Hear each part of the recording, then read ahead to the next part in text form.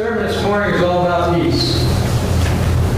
We are back into the book for the evening. If you don't have a copy of it, please make sure you get one up on your way out. They're in that back room back there. So please continue for the next couple of Sundays to read that particular chapter that we're on. This is chapter 23. Because reading that gives you an opportunity to get another perspective on the topic of whatever we're going to talk about, because I never go by that book as far as the book talks about peace in its way, and I will talk about peace in my way. We know that peace in the Hebrew word is this, salam. We've heard it many times. Hebrew word for complete peace, contentment, completeness, wholeness, well-being, and harmony.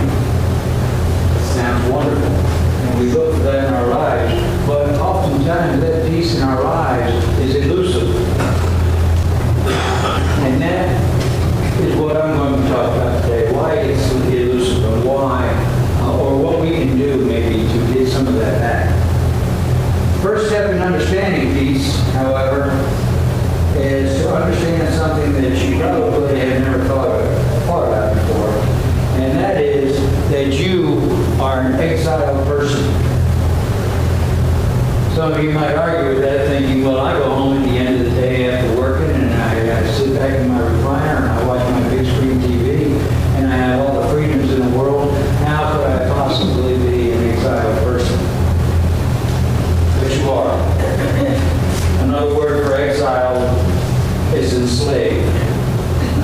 And we're all enslaved to some degree or another in this life. And I'm going to give you just a few examples here in a minute. For instance, many of us are enslaved. It was interesting that Bonnie brought up about the world affairs. Many of us are enslaved by the constant bombardment of bad news that we read in the newspaper. We see things like headlines like shocking, America under attack, deaths all over the world. It's scary, really scary. Death everywhere you look in the newspaper. And essentially just bad news. I've talked about this in my sermons before. I've said, this is the stock and trade. Bad news is the stock and trade of the news industry. People want to hear the bad news. They pay good money for newspapers, and they indulge themselves every day in reading those newspapers and all that bad news. Why is it that we human beings want to absorb all that bad news? What is it about us that makes us crave that? Why is it the newspaper stock and trade nice stories, wonderful stories, human interest stories? Why is it all bad news? And the only answer that I can come up with is maybe we enjoy reading about bad news around the world because it makes us feel better about our little problems. I don't know if that's true or not, but I guess it's possible. But anyway, I think we have an addiction to bad news. And we're exiled by it. We're exiled sometimes by making bad choices. We're exiled sometimes by weather catastrophes. I grew up in Chesterton, and it's called the, what's it called right here? Snow belt. No.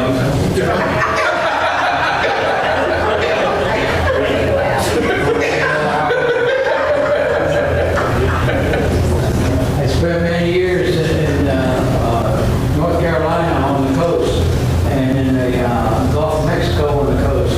I've seen this hundreds and hundreds of times around the country. You never know when it's going to happen. We can be exiled sometimes by our own families. We can be exiled sometimes with the loss of a job. Sometimes our own bodies can exile us. But what's the result, usually, of these exiles? A lot of these exiles are different types of exiles. But what's what's the result? The result of our exile is that we wake up to a new reality, and we often in a new location. But there's another kind of exile, the most important kind of exile that I want to talk about this morning, and that is a voluntary exile. That is your voluntary exile from the world and into the salvation of Jesus Christ that He offers us through Christianity. In fact, it's this exile that brings us here today, the church. In a sense, God exiles all of His people from the world because He tells us that if we belong to Him, then we do not belong to the world. That's true. We believe that. Then this question needs to be answered. What then should be our relationship with the rest of the unbelieving world? When we are in exile, this is where the rubber meets the road. And sadly, it's also where we usually get wrong. God exiled His people from Jerusalem to Babylon. He told His prophet Jeremiah to write a letter to the church elders. I'm going to tell you what to put in that letter, he said, and I'm going to tell you to tell them how to behave, how to act in their exile. That letter is on the back of your bulletins, and I'm going to read it here to you. If you want to follow along, you can. Jeremiah 29:4-14. This is what the Lord of Heaven's armies, the God of Israel, says about the captives He has exiled to Babylon from Jerusalem. Build homes and plant stay. Plant gardens and eat food that they produce.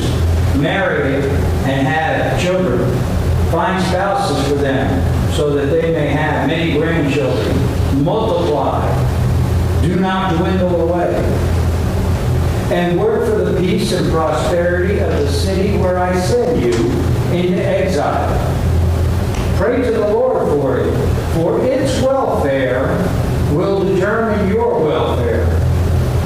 This is what the Lord of Heaven's armies, the God of Israel, says. Do not let your prophets and fortune tellers who are with you in the land of Babylon trick you. Do not listen to their dreams, because they are telling you lies in my name. I have not sent them, says the Lord. This is what the Lord says. You will be in Babylon for 70 years. But then I will come and do for you the good things I have promised, and I will bring you home again. For I know the plans I have for you, says the Lord.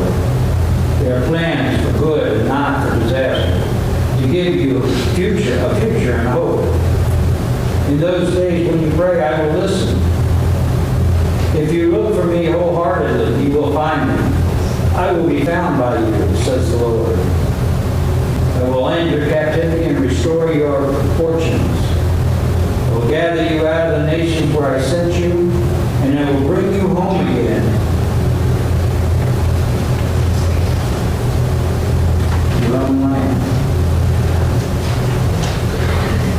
Put on your wetsuit and dive really deep. You're going to get the underlying meaning of this scripture. The scripture is talking as much to them then as it is to us today. What God is telling us is He will rescue us from our exile. He will send Jesus Christ. And if we believe in Jesus Christ, and He will call us home. And it's the same thing. Same words could be used. But right now we're just going to think about the people in Babylon. This was Jeremiah's instructions. This was God's instructions to them. And I want you to look one more time at those words that I highlighted up here on the screen. They said, work for the peace and prosperity of the city where I sent you into exile. Pray for it, for its welfare will determine your welfare.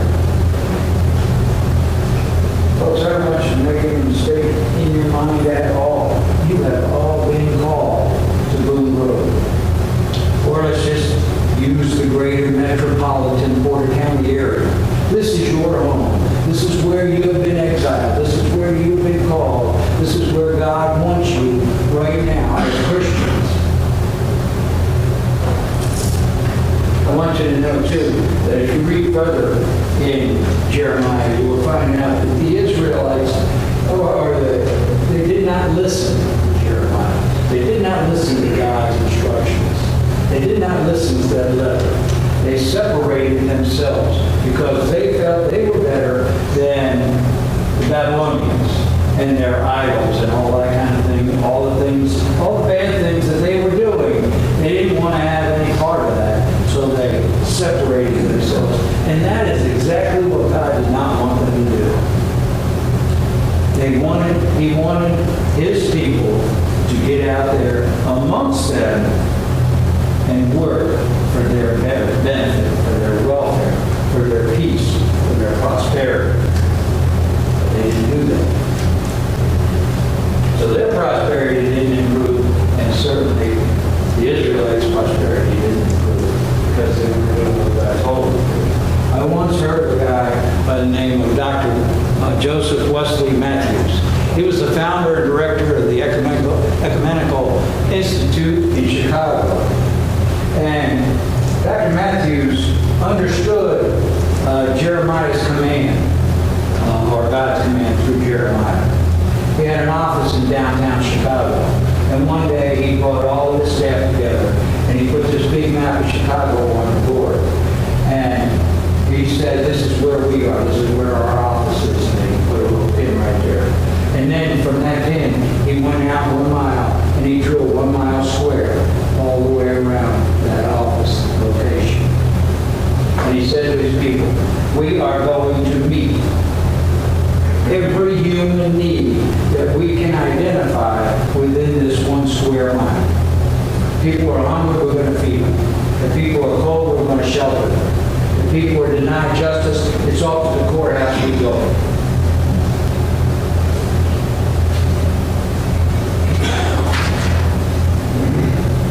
Dr. Matthews understood to work for the peace and prosperity of the people where he was exiled meant that the city's welfare would prosper and his own ecumenical group would prosper. But it was the only way that his group would prosper. He understood that. He understood that we have to work for the prosperity and the peace of the people where we live in order for our own prosperity and peace to exist. I want you to imagine right now just a little 1 mile square right around this church. Out here in the boonies, it's not much. That's not a lot of people. The biggest populace in that square mile is just our school down here. What is it about that school? What is it that this church could be doing about that school or for that school to increase its peace and prosperity? Well, what are their needs? What are their human needs? And beyond the school, even the population is sparse. Surely we ought to be able to handle taking care of so few people, their human needs, whatever they may be. Imagine that 1 square mile around this church. Imagine what this church would look like if we did that. You know, Dr. Matthews, I can pretty much guarantee, even in his day, a 1 square mile around anywhere in Chicago, he's talking 1 million people. We're not talking 1 million people. I leave you with these words this morning. Please understand them. We are all exiles. We own that title. We acknowledge that title. But it is in losing ourselves to that title that we find our true identity.